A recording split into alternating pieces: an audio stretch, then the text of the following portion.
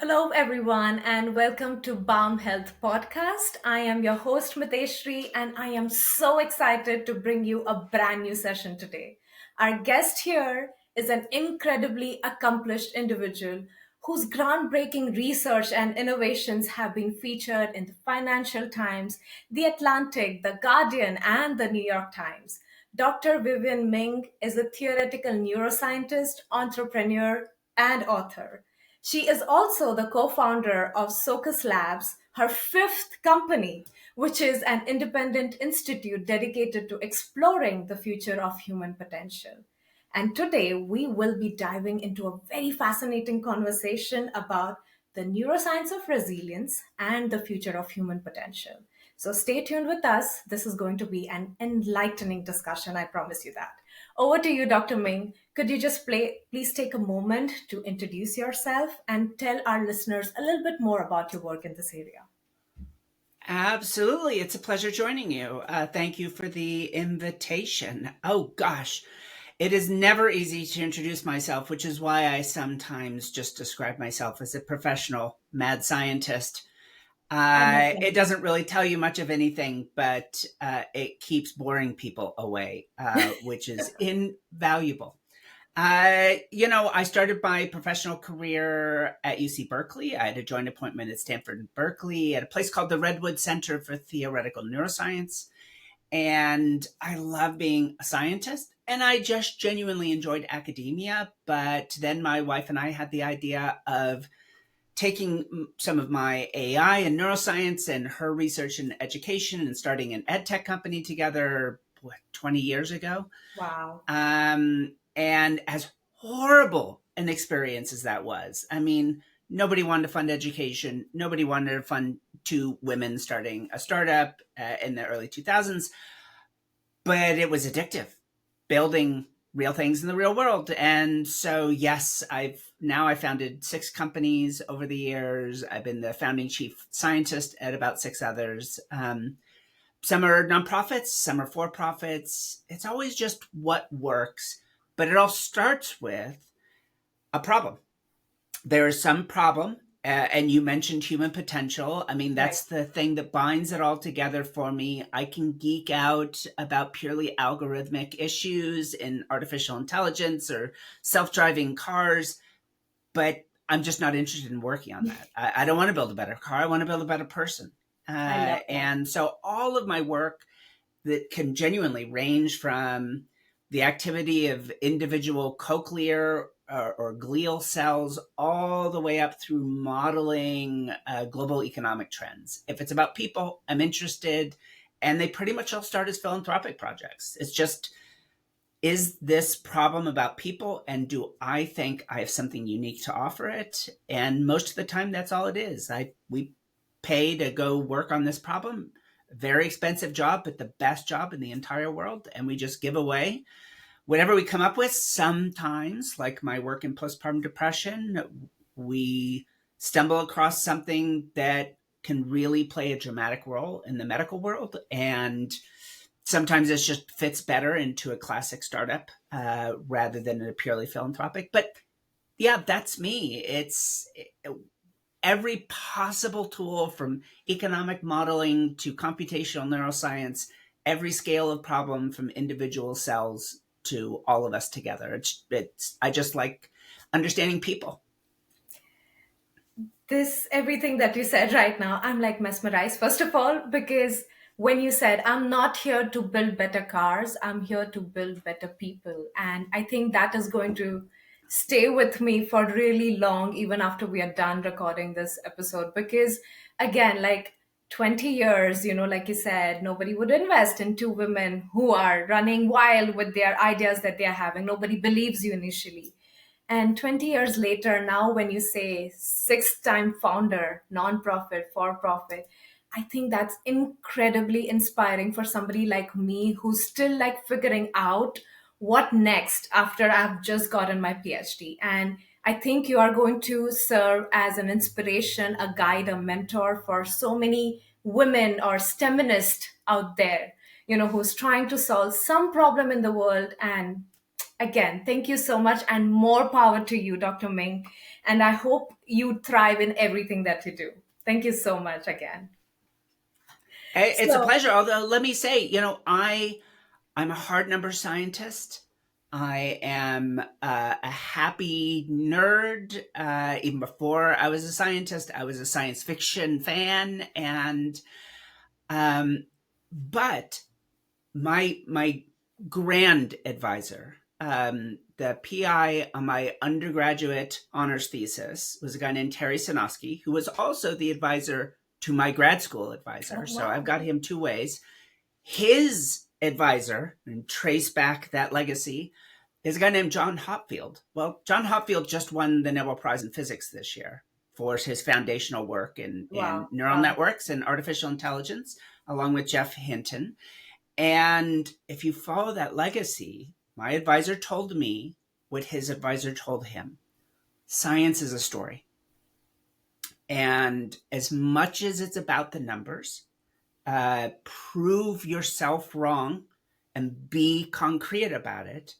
Once you, as a scientist or a STEM professional in any field, once you have convinced yourself, you've been skeptical, and now you've convinced yourself, now you need the story to Right. explain to everyone else. Maybe you're starting a company, maybe you're trying to convince skeptical scientists. And let me tell you, 20 years of trying to get middle aged men to believe things, you realize you have to work harder.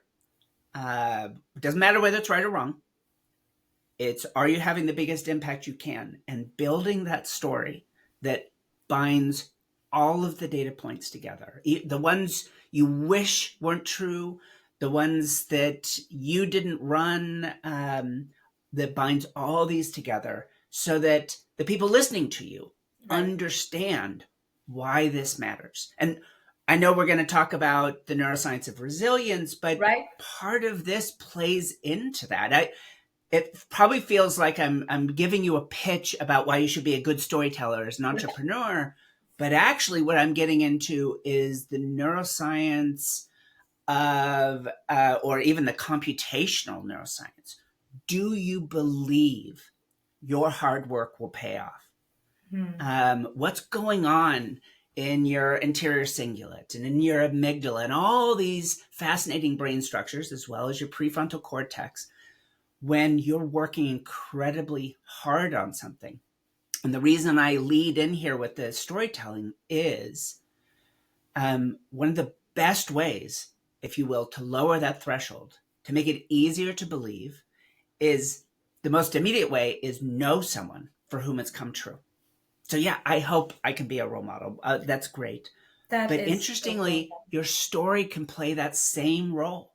Your story can get into someone's head and shift around this neuronal activity that, I'm very metaphorically, but very tight metaphor, saying there's like an energy barrier for them to believe that story, for them to believe in you. And this is the opportunity for you to literally shift the neuronal activity in their brain to lower that barrier. So now your numbers can hit and your numbers can convince.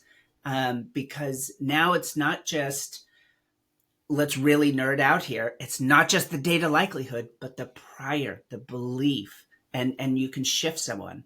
So I know I've climbed up on my soapbox here, but tying numbers and storytelling together has just been such a rich part of my career. I'm going to take this opportunity to give it a big plug.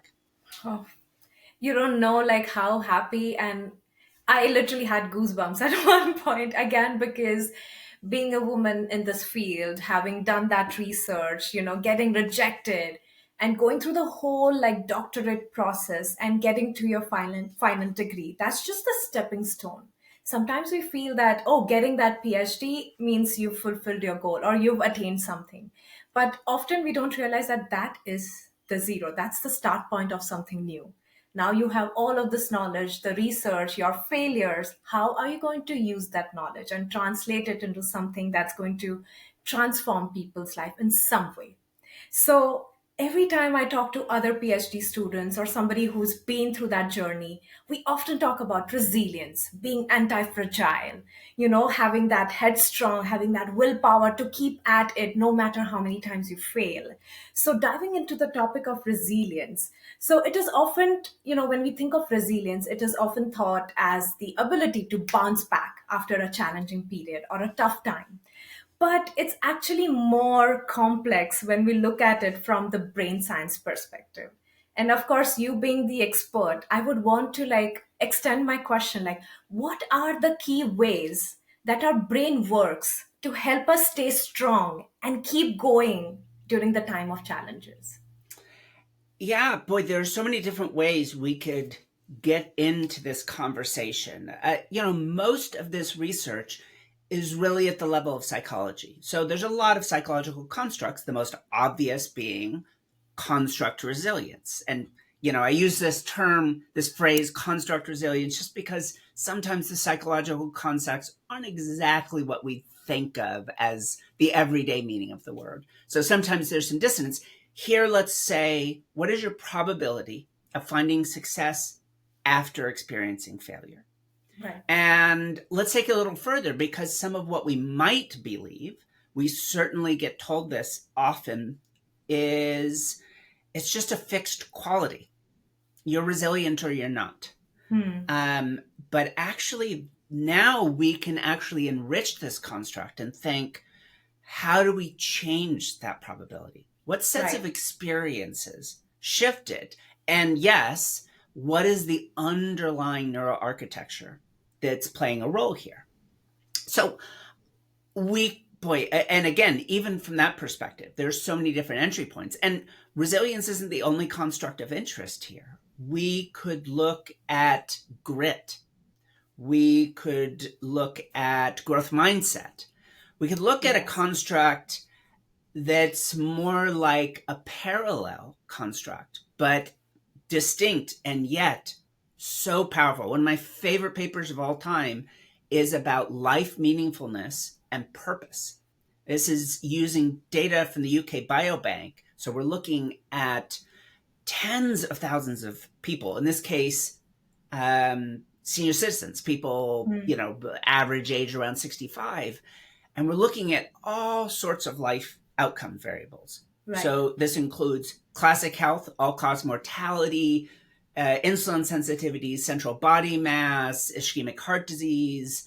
But we can also look at things like lifetime income, Hmm. lifetime wealth accumulation, social connectedness, psychological well being. Here's one of my Absolutely. favorite constructs: walking speed at age 65.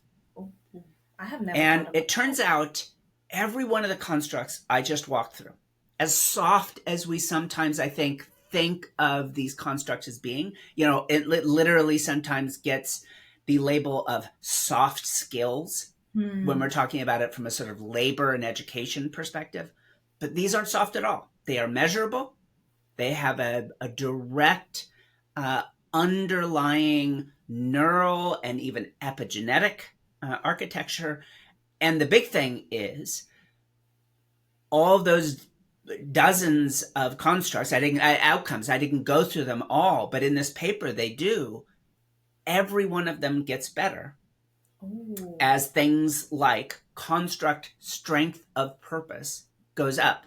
It's not the specific purpose that you have, but that you hold one strongly. In my own research, we did an analysis inside this massive company, 430,000 people, and we found the single biggest driver of productivity inside the company no one was tracking was people that were high in strength of purpose. And the reason they had such an impact is they just helped other people without any obvious feedback to themselves. Hmm.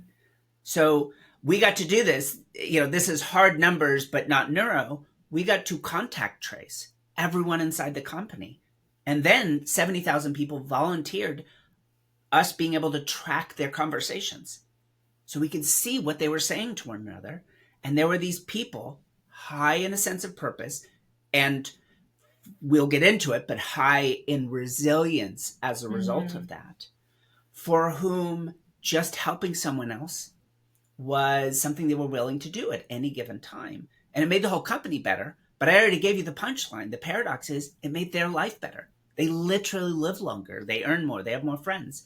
So again, when you look at this from a psychological perspective, then we see, wow, it's a no-brainer. We want every kid to be resilient. We want Yes, every kid to have a strong sense of life meaningfulness and strength of purpose. absolutely. Grit is a strange construct because it's sometimes backwards defined. You have it if you accomplish these things rather than having it tied down kind of in the other direction. But still, grit and growth mindset, you see this tie between people who score highly in these and outcomes. So what underlies that? Classically, I actually would have referred to some things I brought up already. So you could look at local circuits of like your medial prefrontal cortex and ACC, anterior cingulate, and amygdala, along with nucleus accumbens. So we're looking at reward circuits here. How am I Yes. processing error? Because this is a circuit that is often very active when you make a mistake. If you will forgive my bad language, I remember when I was way, way back when I was a grad student, we called it the oh shit circuit. You did a thing, Got and it. then you immediately knew you were wrong. Oh shit. And you see the anterior cingulate just go crazy. That's Okay. probably not an accurate full definition. Computationally, these things are always way more complex than we try to describe. But it has this quality of driving reward activity in your brain. Oh, that didn't work. I need to make a change. But the problem is, if that reward activity is driving us to not engage, Hmm. then it's taking us away from resilience. Right. And if it's driving us towards engaging more deeply, then we're going to see an increase in resilience. And so that's why I brought up earlier this idea of you've experienced failure and you push through to find success. Well, what if instead of a static thing, we think of it as dynamic? What rate of success is necessary for someone to change, for that to increase their resilience? And can we monitor this, for example, in dopamine activity, this reward activity Mm-hmm. in their nucleus accumbens? But interestingly enough, there's a lot of dopaminergic activity throughout a variety of parts of the brain. It can be interesting to look broadly. But I have actually become more interested in another way of looking at this, which is looking at functional connectivity. So the classic discussion in functional connectivity is when you're just resting and hanging out and not really thinking about much of anything, Mm-hmm. then we see certain parts of your brain coactive. And we call that the default mode network. It's a network Interesting. just defined by you not doing much of anything. And then there's a variety of other networks. In fact, it's become a bit of a hobby for a lot of neuroscientists nowadays to say, hey, we have discovered the saliency network that drives shifts of attention. We've discovered the executive control network. What is the functional activity when you're actively exerting effort? And again, you can work through a long catalog of these. One of the most interesting findings for me is that these different states don't necessarily define what your behavior will be. In fact, Hmm. one of my favorite fun, is one looking at lying. And what they found was that for people who sort of defaulted to telling the truth, then asking them to lie required a shift from their default mode network activity, had to shift into a whole network change to Hmm. executive control. It was effortful for them to tell a lie. But you saw the exact opposite pattern in people that had a tendency to default to being Lie. dishonest, Yeah. um, where they needed the whole shift to the executive control network to tell the truth. Now, this isn't about good and bad people. Some people might just be scared. How many young employees I've had that are desperate to figure out what Vivienne wants to hear. and tell me what they think I want to hear, you could call that lying, but really it's something a little different. And that's part of what we're seeing here. But what I'm getting at is that shift from one state to another, in this case, from default to executive control, is effortful. Mm-hmm. I mean, it literally takes energy. You got to burn ATP, lots of blood flow increases to shift from one state to another. Mm. Well, imagine what it takes to push through resiliently after you've experienced a failure and keep pushing to find success.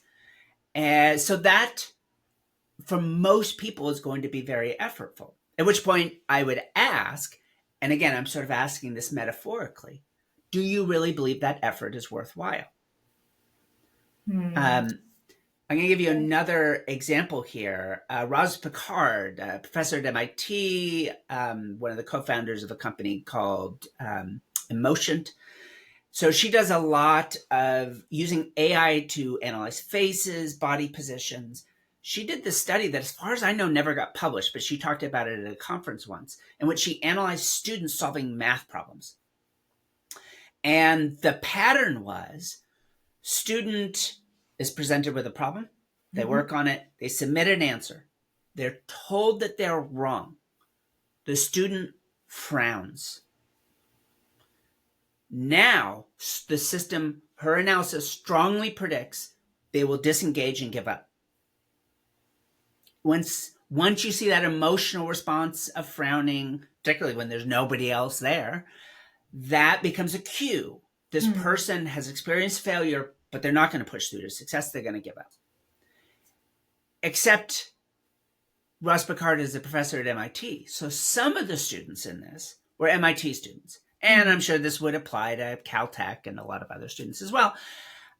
They follow the exact same trajectory. They get a question, they produce an answer, they be told it's wrong, they frown. They even show the same facial response. It actually predicts they will work harder. So here we see a resilience response from those MIT math students, even though everything up to that moment for the other students was identical, including their facial response. And understanding what's going on that's different there is worth looking at it. And so I presented these two looks. What's happening with your reward activity? I both guarantee, and we have some evidence showing that in those MIT students, they're like a rat at the beginning of a maze they've already learned how to solve. Even though they haven't solved it yet, they've gotten all sorts of internal and what we call endogenous rewards. So literally endogenous opioids, making them feel good. Math problems. I know math problems. You don't see that in the average math student. They don't have that free reward, both endogenous opioid and dopaminergic reward, telling them, this is it. Go solve the maze. There's going to be cheese at the middle. The MIT student knows there will be cheese. And in fact, the fact that they got to the middle of the maze and there's no cheese just makes them work harder. When I'm involved, there's always cheese. And so and this is interesting because now we see another difference. For the rat solving the maze, what you see is a dip in their reward activity. Dopamine dips when they don't get that extrinsic reward, the cheese, after they get that dopamine reward for free earlier. So it's unlearning that behavior. But for an overtrained rat or for an MIT student solving a math problem, you don't see the dip in reward. You see, interestingly, a reaffirmation. Clearly, we can't do kind of deep brain activity in humans, so we're sort of inferring this from animal models. But what we can see are shifts in that network functional connectivity.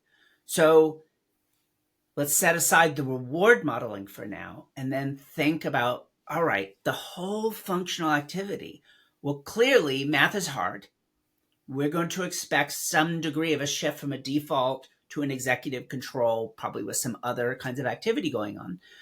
What's interesting is the students that persist longer, the default mode, its very structure is closer to the structure of their executive control function. So, in other words, it's a smaller shift. For them to go from just hanging out and relaxing to being fully engaged with solving the math problem literally takes less energy, less effort than it does for others. So now we see two different things. If you're a nerd and you're building a model of this, let's say a reinforcement learning model that won the other Nobel Prize for AI this year for the AlphaFold, we've got two separate things. What's the predicted cost and what's the reward? Well, we're seeing in those MIT students, they're still getting the reward even after their first attempt failed. Or at least that's our animal model implication. Right. And the cost of maintaining that executive control is much lower. By default, they're already close to it. It's easier for them to make that shift. And a lot of really interesting research has gone into looking at how, let's say, people whose default mode is closer to a depressive mode, well, they're more likely to slip into depression. And one way to think about treating that is thinking about pulling them apart. Probably what we're really thinking is, how do we help the average student move their default modes closer to that executive control mode? And how do we think about moving that person with a predisposition to depression farther from the depressive connectivity mode? So these are just different ways of thinking about it, but I think they're useful because if you were modeling choice in an economic model, you'd want to understand both the reward and the cost. And in this case, we did a little tour where we got to kind of think about both. What is the effort involved and what is the likelihood of receiving a reward? Once you have both of those, you've spelled out the entire theoretical model, if you were a neuroeconomist, of what's the cost. So again, I use this sort of metaphor. Do you believe your hard work will pay off? Now you're in the mind of a computational neuroscientist thinking, what does that literally mean if we put it into numbers? Everything that you have said now, like I have studied psychology like briefly in high school and then in the first 2 years of my bachelor's. And had I not been studying nutrition or had I not had my PhD in nutrition science, I would have definitely been a psychologist today. But having said that, everything that you mentioned, about that intrinsic motivation going on to, keep trying, keeping at it, because you know that somewhere there is that hidden cheese, that hidden reward, and in the middle or maybe at the end of the maze, and that's what's keeping them going. While the others, they're like, okay, we are wrong. We simply don't get it. What are we going to do? But had they been at it, tried another way to solve it, maybe even they would have, like found the cheese in the middle of the maze. Yeah. So, and what's interesting though is, let's put that hat back on and think of not just you're resilient or you aren't. How does it change? And again, we can look both at some animal models involving rats, and we can look at actual learners in this context. And I'll keep this short because there's only so much to be said about it. But interestingly, one thing is hopefully pretty clear already. If resilience is your probability of finding success after failure, and you believe, as I do, that this can be changed, because it can, and the research is very clear about it, then one part of that learning experience has to be failure. Absolutely. If you're not experiencing failure, you might be learning something, but it's not resilience. But maybe equally interesting is, in both animal models and in work with students, we find that if they always succeed after failure, they don't grow. They don't get worse. They don't get less resilient, but you don't see meaningful increases in resilience. So that when you put them in another context, they don't seem to have generalized or improved. Whereas on the other end, if they fail too much, if they fail and then fail, you get the exact opposite effect, where you do see the dips in dopaminergic activity and you do see the extinguishing of the very behavior you wanted to reinforce. So there's this rough rule of thumb. I'm speaking mathematically here. It's always going to be a little messy and heterogeneous, but it's about 80%, like a classic sort of Pareto. Experience failure. And then if we're talking about a human student, Mm-hmm. you give them the scaffolding, the help they need Right. to hit that 80%. If they still occasionally fail, but predominantly succeed, you see growth and change. And even though, yes, there's sort of genetic differences, and this is where this threshold is going to be different for different people, you can really see that growth happen. But it's challenging because obviously you've got to get so many elements of this right at the same time. Like everything that you've just mentioned, it's got me thinking about so many things at once because, like you mentioned, if it is continuous success after success, that person is going to, like have that reward system going in the brain, but the growth is not going to be as much as it was failure followed by success. Then you see that growth and that resilience sort of going on. Yeah, I mean, you just can kind of nerd out about things that we know, like temporal difference algorithms of how neurons learn. Obviously, whole human beings are so much more complex than that, but it Right. still gives you an intuition of individual cells learn essentially by making mistakes, by picking up in the error. We started off talking about that interior cingulate Right. signal Right. telling you you've made an error. If you're never getting that, you're never learning. I agree. I agree. So that sort of like makes me think, like you said, these are, for the most part, we always thought these were soft skills in people. But having said that, there is always like ways to learn things to, keep at it, keep that resilience, keep that intrinsic motivation going. So that even if you are, facing a challenge or if you're failed at this point, there is still something in you that's keeping you going. So if I were to ask you of some strategies or some way to practice, uh, is there a way to train or rewire our brains to be like more resilient when we have faced a failure or a challenge? So there's two things. One I've already brought up, and so Right. I'm going to now finally explain why I was talking about purpose Yes. earlier. And then the other one you can kind of work out from what we were talking about, which is if these things can change, how do I change them? What's the Right. right structure? Mm-hmm. So I brought up a couple of things. Growth mindset Right. is about a construct associated with turning failure into learning Yes. experiences. Grit is this famous but sort of reverse defined, what predicts whether people will complete SEAL team training, this famously difficult thing.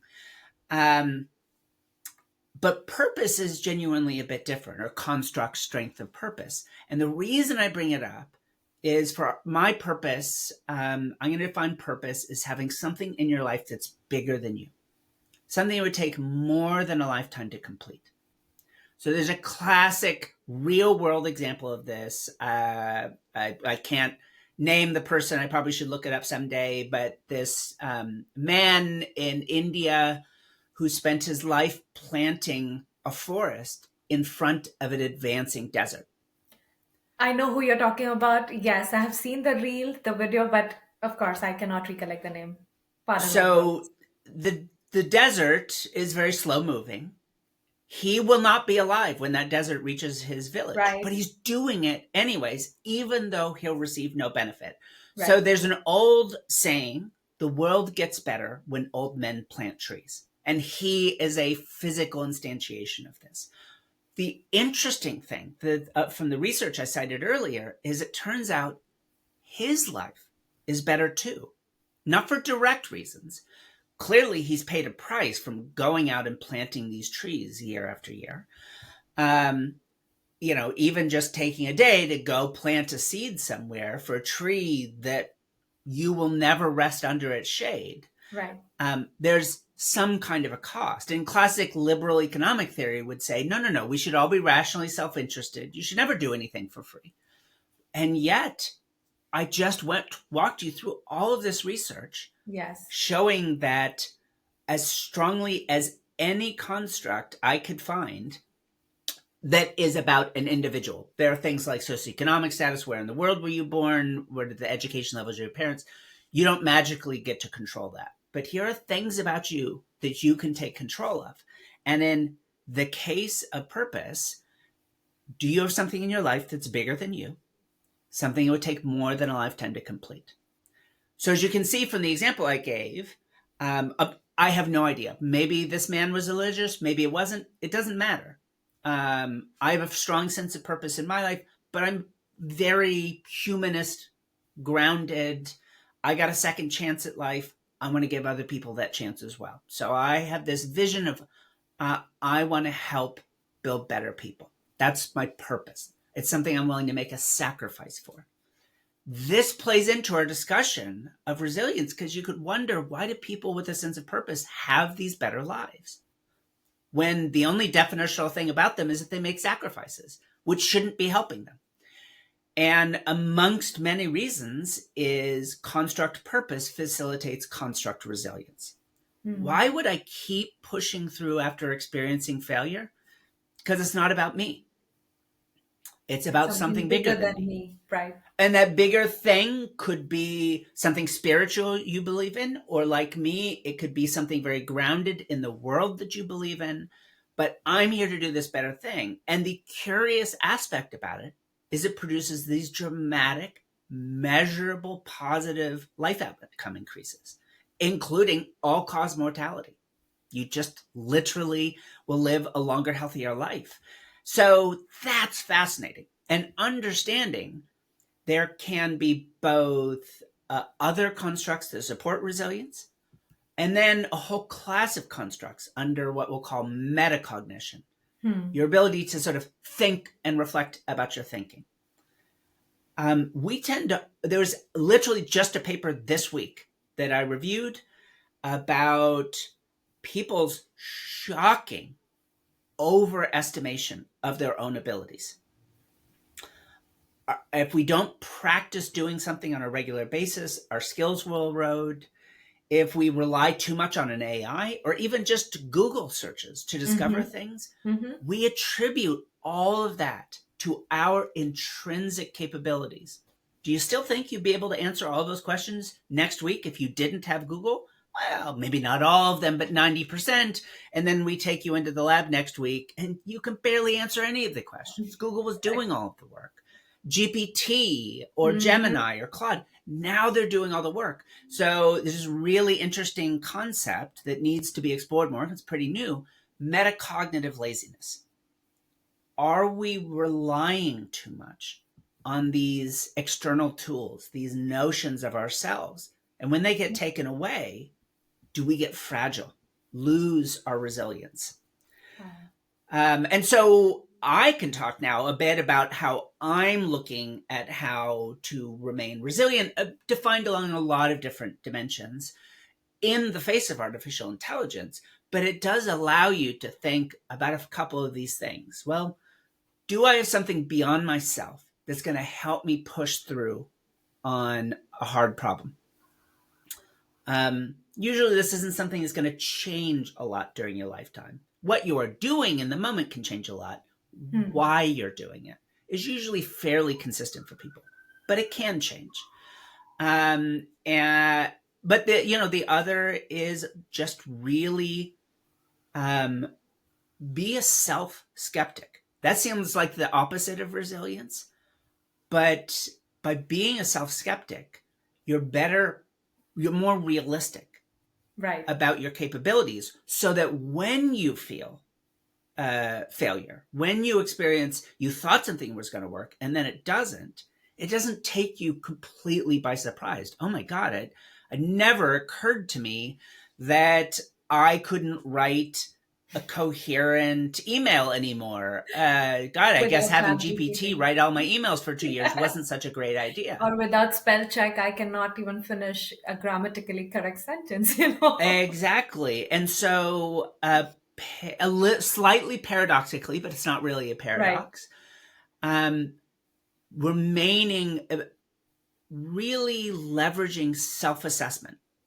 this metacognitive ability to self reflect and think hard through clear eyes.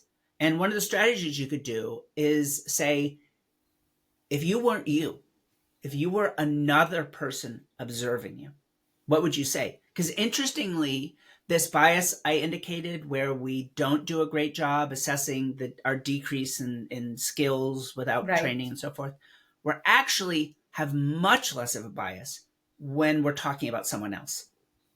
But when we Hmm. talk about ourselves, when we represent ourselves, I think we have this metacognitive laziness Right. where we hide our own weaknesses from ourselves.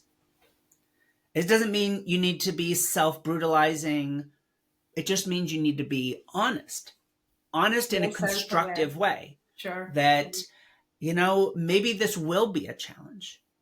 And because the challenge, I'm going to treat it as a learning experience. And now we can see how this metacognitive strategy then takes us into, for example, growth mindset, which takes us towards resilience. And again, we could walk through the neuroscience of the steps through that process, but you don't have to stick an electrode in your head and monitor your amygdala or your nucleus accumbens Hmm. to know that being constructively honest with yourself, and turning everything you can, no one's perfect, turning everything you can into a growth opportunity, is huge. That is part of what not only makes you resilient in the moment. I didn't fail. My efforts on this single problem failed. Right. And now I've learned, and maybe I can return to that problem or I can go to a new one, but I have learned. In fact, I succeeded by changing myself in a positive way. But again, I this starts with being self skeptical in a constructive sense. Right, right, absolutely. Like this only brings up the concept of imposter syndrome in my head because for the most part during my PhD, I was always undermining my ability to finish a certain manuscript or complete my dissertation in the deadline that I had, you know. And thankfully, Chat GPT was not that huge, neither were we allowed, you know, to use it. And thankfully, I could complete my dissertation on my own, you know. But in today's time, it's so like, look, it's almost so like tempting to just like, okay, let me just put one paragraph or let me just, you know, quickly search this up. It takes a lot of you to resist that urge to use artificial intelligence to get your work done in that short period of time that you have. And everything that you said, I think on the other spectrum is the imposter syndrome that, oh my God, I don't think I can do this, you know, or there is somebody out there who's already doing so much more than you are, and you will constantly keep undermining your ability to finish the task or complete the project or your PhD in time. And I think it's very fascinating that there are people on this entire spectrum, and there are so many things individualistically that we can do to like overcome our weaknesses. So it's good. It's interesting that when you look at even experts, like the classic research here is Herb Simon's Nobel Prize winning research looking at chess experts. And unlike a computer based system, a human chess expert, really only looks at like 3 or 4 moves. It's just the, let's call it subconscious, but again, I'm a computational neuroscientist. So all of this implicit computations going on has just arrived. These are the 3 or 4 you ought to be paying attention to. Right. Fascinatingly, um, some really new exciting research. We should definitely spend time talking about AI and its role in all of this. Hmm. But as a brief aside, um, I am kind of skeptical about how most AI is being used right now. We'll get into why But I am heartened that there's been some exciting work developing AIs that, in this particular case, combine LLMs, chatbots, but they don't have to be thought of that way, and reinforcement learning models. And what's interesting about this class that I'm describing is they're explicitly about exploring the unknown. And a classic example is one I've already referred to, AlphaFold. AlphaFold generates hundreds of thousands, maybe millions of possible protein foldings, most of which probably don't exist in the world. And even of those that can exist sort of naturally, only some of them will be biologically interesting or commercially meaningful.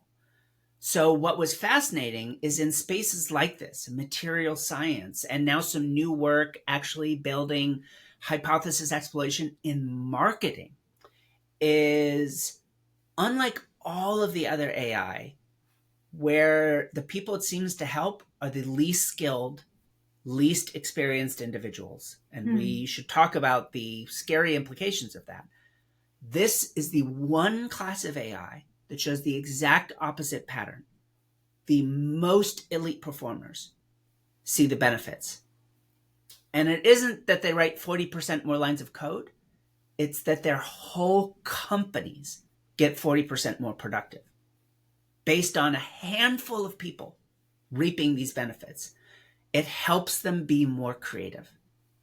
It actually actively supports this, for now, uniquely human capability of exploring the unknown, exploring hypothesis space, and being creative. But the majority, the top 20% show this huge benefit. The 80% below them all hate it. And the bottom third show negative productivity.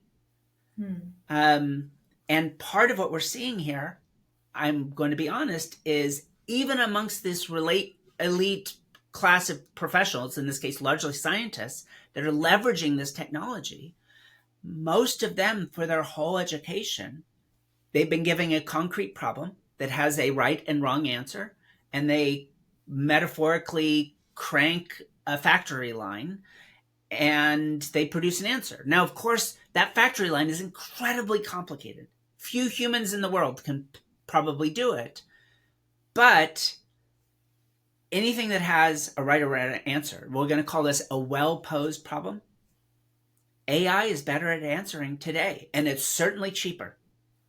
Right, right. Our unique value add in the world today is our ability to answer ill-posed problems, ill-posed questions. Here, forget right and wrong answer. We're not even certain what the questions are. So we've trained this generation to be ready to solve problems we don't need them to solve anymore. And they hate that we're pushing them to doing something different. And this ties into resilience as well, because one of the ways we become fragile is by thinking my purpose is to do a specific calculation. I'm going to analyze a spreadsheet. I'm going to write this line of code. I'm going to look at this x-ray and make a diagnosis. And now this stupid thing, this phone I'm holding in my hand, can do it better than I can. Right. What's left for me? Now everyone's an imposter. But, not because I'm some special person, but I got to shake that in the hardest way you could imagine. Because when I was little, genuinely a little kid, I was supposed to win Nobel Prizes. My dad made it clear to me, not like you were going to bust your ass and win a Nobel Prize. Everyone expected it to happen. Like that's going to be in your future. And by the time I'm 11, 13, and I'm realizing, oh my gosh, I'm not the smartest person in the world. I get things wrong. I felt like a failure. And so unlike in a lot of people's stories that end up getting to found a bunch of companies or be a professor at Berkeley, I ended up homeless because I literally gave up on my life. And so when I said I have a second chance and I want to make the most of it, that's part of that story. So this idea of feeling like a fraud, it's so deeply in me. every day that I don't win a Nobel Prize, I have failed, which is absurd. The world is filled with astonishing geniuses who haven't won a Nobel Prize. Hell, I'm two places removed, my ergo number, but in neuroscience is just so close to a Nobel Prize. And yet there's still a part of me that says, nope, you're a failure because you are never going to win a Nobel Prize. When I get up and give a talk to tens of thousands of people, I am left at a loss. Why do any of these people, why are they interested in what I have to say? Don't they know that I once was scared because I didn't know where my next meal was coming from? Didn't they know what a failure I am? But I believe in my work. That sense of purpose. I am here. I tried to make myself a better person. And now the reason I exist is to help other people become better.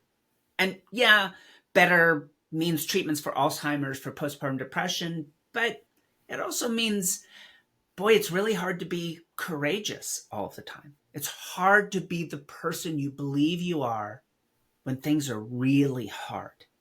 A different kind of resilience. What does it take to achieve that?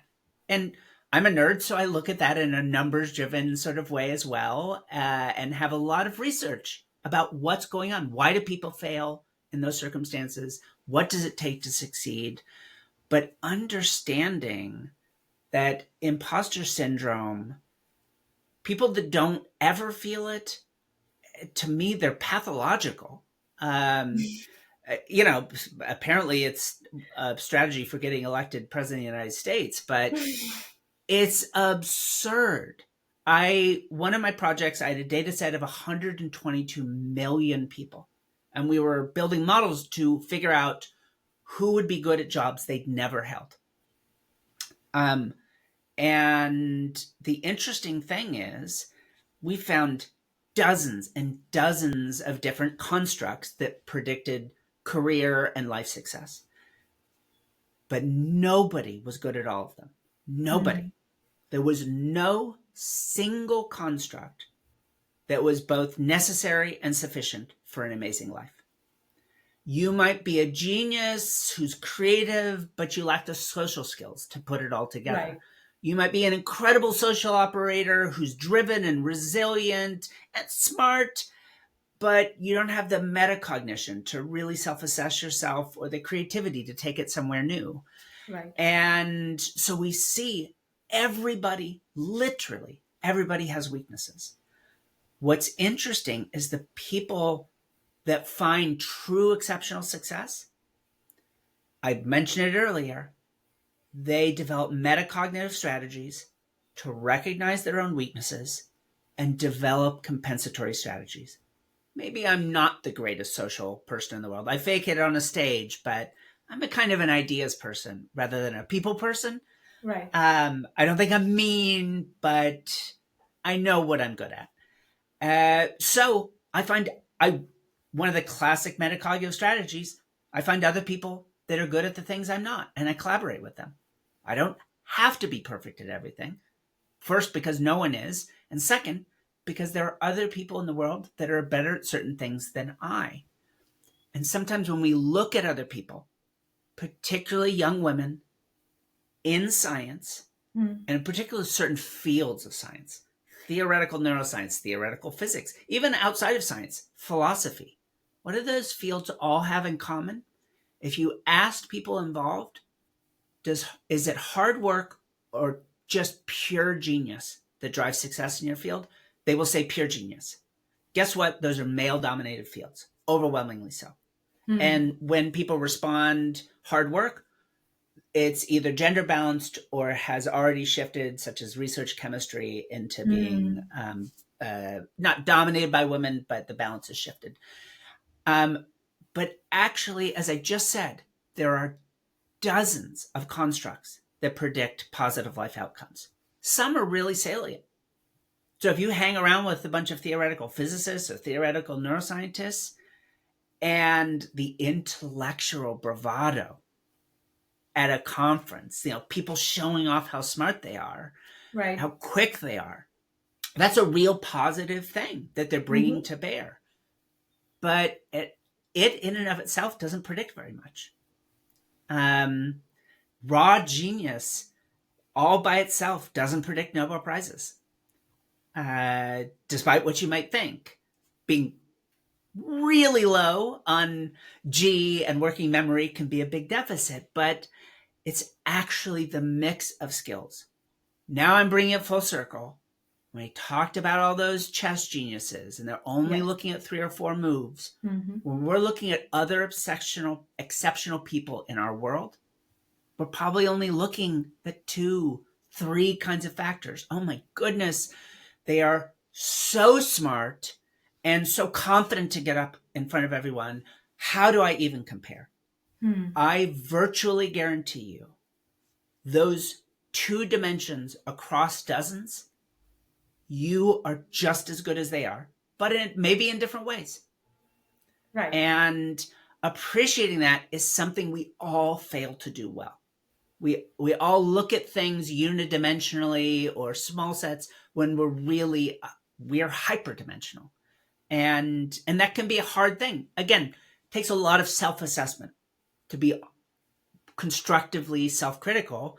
The self-critical part is maybe I'm not always as good as I think I am, but the constructive part is maybe I'm better than I think I am, and maybe I need to pay attention to where I'm finding success and stop trying to match the intellectual bravado of people in the room. Right. There are some women I know who do it twice as well as the guy, and they built their careers on that, and that's great.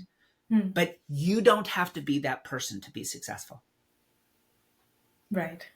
I absolutely agree with what you're saying because, attending conferences, like I said, there are so many people out there who are publishing, getting funds and grants. And I'm always like, maybe I don't have what it takes to get that manuscript done or that grant done. And then that lasted for a long period. And then I said, like they say, if you judge the fish's ability by, its ability to fly, it's always going to think it's stupid. And then I'm like, this is true for humans as well. If we constantly keep comparing our skills with that of others, we are always going to be disappointed in ourselves because, hey, you are you. You have your strength, you have your weaknesses. Identify, work on the weaknesses, train yourself to do better. But it Unfortunately, doesn't, for a lot of people, social yeah, media has become this horrific tool for negative upwards assessment. Oh, that right. person has a perfect life, and so I don't. Well, guess what? Of course, they don't have a perfect life. It's Yeah, it's all an illusion, and but it's really hard because you see all of the dimensions of your life, and a lot of the negative ones can often be salient. You're only seeing the positive dimensions of their life, and a relatively small few of them, and boy, does that have to get set aside, and just ignored. In a sense, maybe that's part of what you do in becoming resilient is learning what you are going to not engage with. This is part of a metacognitive strategy. I've got to focus my energies elsewhere. I love that. I love that. And again, like, if there was one thing that you wanted to leave with our listeners today, one message, because you are, again, like the expert of neuroscience, brain health, this resilience, this topic. I mean, we can spend the entire day talking about this, and really want to value your time. So, if there was one piece of advice that you would like to leave our listeners with, One what would that piece be? of advice. Yes, I'm already 5 minutes late for my next meeting, I but am this is so great. I sorry. love this conversation. I'm going to cheat and really quickly say my company, Dionysus Health, in 1 month this May, this test, which tests for postpartum depression, is the Wow. first ever biological test for postpartum depression, the first blood test for a mental Amazing. health disorder. This is the most common complication in pregnancy. Yes. And starting this year, and hopefully for the rest of human history, This is something you can take control of. If I were to put it succinctly, women, it's not just in your head. We can literally see it in your biology, and you can do something about it. But we plugged talking about AI. So if I don't finish on AI, then I have let you all down. So, and I will keep this short. Um, so if we don't want AI to write your emails for you, and we don't want you to become metacognitively lazy, well, then what can it do? Here's how I use AI. And I've got some books I'm writing. I've got, can you believe it or not, a screenplay I'm working on. How's that for a Interesting. neuroscientist? Love that. Shockingly, it does involve brains. But in this case, I never let it write anything for me. Instead, I write a chapter, and then I say, hey, Gemini, I use the latest version of Gemini because I think it has better bio Okay. knowledge. And that's often the hardest thing for an AI to keep up with in my work is the technical stuff rather than the writing quality. So I'm going to Hmm. bring the writing quality. Okay. You bring the technical. So, hey, Gemini, you are my worst enemy. You are my nemesis for my entire career. You found every mistake I've ever made and pointed it out Hmm. to the public. Here is the next chapter in my book. Read through the whole chapter, find every place that I'm wrong, and explain to me in detail why. Hmm. But it doesn't have to just do that. I can then say, hey, Gemini, now you're the next bored, completely lost audience that I'm speaking to. They have no idea why any of this is meaningful to them. Go through this chapter and explain to me where I'm missing them and why you're not engaging with this material and how I might be able to change it given other things you know about me. So rather than using AI to make my life easier, which I'm going to claim is your enemy, that's shallow. We don't want shallow, we want deep. So Yes. instead, I use AI to make my work harder, but harder in a productive way. So we call this productive friction. Hmm. How do we create opportunities through AI for me to get better at what I'm doing? For me to overcome what we talked about earlier, which is this reflexive desire we all have to hide our weaknesses from ourselves. And the great thing is, I'm not exposing my weaknesses to other people, right? AI doesn't care. It literally is just the world's biggest autocomplete. It's just Right. astonishing what an autocomplete can do if you give it everything and a few 100 trillion parameters. At that point, it starts to autocomplete some amazing things. Becomes equivalent to a lot of model-free statistical learning in our own brains. It's amazing, but you don't have to overplay what it is. It's not sentient. It's not aware. It knows everything. It understands nothing. But if you bring that understanding and it brings that knowledge, it can give you the feedback you need to do that kind of self-assessment. I love that. I think like in today's time when people are using chat GPT for every minor, like task that's on their hand, it's very important to understand that use it so that you are making your skills better. You are becoming more productive at whatever task you are doing, and not because you want to diminish, thinking for yourself or your cognitive ability. And I think that's a very powerful message for today's episode. And again, Dr. Ming, I cannot tell you how inspiring your words, your analogy, your stories have been for so many listeners that have joined us today. And I will continue. Like I said in the beginning, you are already an inspiration for me. And there is so much to learn from you. And I hope that this coming generation and women in science, feminists, they all look up to you. Your story serves as a reminder that if you put your heart and mind into it, you have a purpose higher than your own self. You're going to do well. You're going to make it. So thank you for that important reminder. And thank you for your time today. I really appreciate it. It's been wonderful. Thank you. Thank you.